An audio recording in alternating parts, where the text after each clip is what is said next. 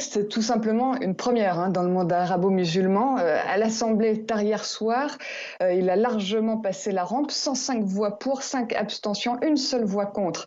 Ce texte est très clair et plutôt ferme d'ailleurs. 1 mois à 1 an de prison, voilà ce que l'on risque désormais si on est condamné pour avoir tenu des propos racistes. L'incitation à la haine, les menaces racistes ou les discriminations répétées, là, les peines peuvent carrément aller jusqu'à 3 ans de prison. L'objectif, c'est que toutes les formes de discrimination raciale, quelles qu'elles soient, puissent être condamnées. En clair, fini l'impunité. Cette loi, c'est une avancée réelle. La limite, ou plutôt le défi maintenant, c'est évidemment de passer de la théorie à la pratique. La société civile s'est beaucoup mobilisée pour que cette loi voie le jour. Elle assure qu'elle poursuivra son combat pour que la loi soit bel et bien appliquée.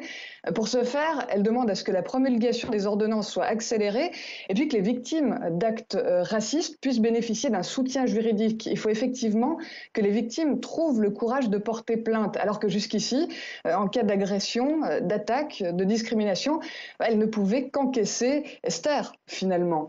Pour rappel, en Tunisie, les Africains subsahariens peuvent être la cible de racisme, parfois d'actes très violents, mais les Tunisiens noirs également.